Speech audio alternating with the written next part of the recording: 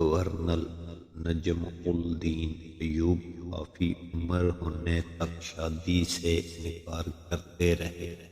ایک دن اس کے بھائی اسد الدین شیر کو نے اس سے کہا، بھائی تم شادی کیوں نہیں کرتے؟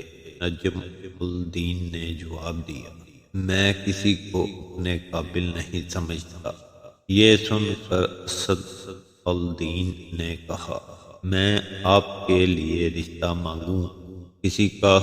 مالک شاہ بن سلطان محمد بن مالک شاہ سلجوقی کی بیٹی کا یا وزیر المالک کی بیٹی کا؟ یہ سن کر نجم الدین بولا، وہ میرے لائق نہیں۔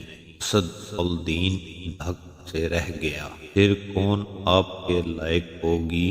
نجم الدین نے جواب دیا، مجھے ایسی نیک بیوی چاہیے جو میرا ہاتھ پکڑ کر مجھے جنت میں لے جائے، اور اس سے میرا ایک ایسا بیٹا پیدا ہو جس کی وہ بہترین تربیت کرے، وہ شاہ سوار ہو اور مسلمانوں کا قبلہ اول واپس لائے۔ اسد الدین کو نجم الدین کی بات پسند نہ آئی اور اس نے کہا، ایسی لڑکی آپ کو کہاں ملے گی؟ نجم الدین نے جواب دیا، نیت میں خلوص ہو تو اللہ نصیب کرے گا۔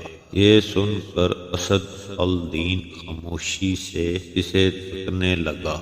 ایک دن نجم الدین مسجد میں قریت کے ایک شیخ کے پاس بیٹھے ہوئے تھے۔ ایک لڑکی آئی اور پردے کے پیچھے سے ہی شیخ کو آواز دی۔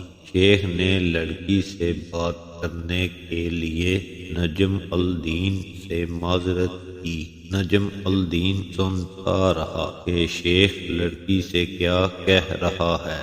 شیخ نے لڑکی سے کہا، تم نے اس لڑکے کا رشتہ کیوں مسترد کر دیا جس کو میں نے بھیجا تھا؟ ہے ہمارے شیخ اور مفتی، وہ لڑکا واقعی خوبصورت اور رتبے والا تھا مگر میرے لائق نہیں تھا۔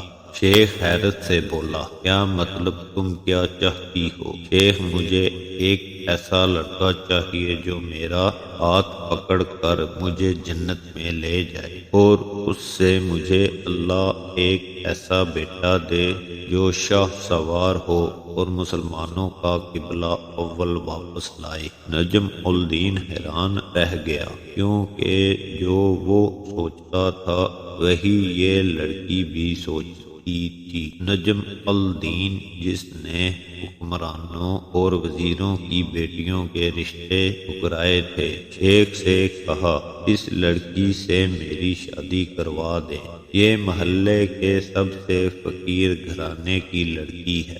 یہ سن کر نجم الدین نے کہا، میں یہی چاہتا ہوں۔ پھر نجم الدین نے اس فقیر کی لڑکی سے شادی کر لی اور اسی سے وہ شاہ سوار پیدا ہوا جسے دنیا سلطان صلاح الدین ایوبی رحمت اللہ علیہ کے نام سے جانتی ہے، جنہوں نے مسلمانوں کے قبلہ اول بیت المقدس کو آزاد کروایا۔ ایک آخری بات عرض کرتا چلوں کہ اگر کبھی کوئی کہانی تحریر اچھی لگے تو مطالعہ کے بعد مزید تھوڑی سی زحمت فرما لیں، اپنے دوستوں سے بھی شیئر کر لیں۔ آپ کی شیئر کردہ تحریر ہزاروں لوگوں کے لیے سبق ثابت ہو سکتی ہے۔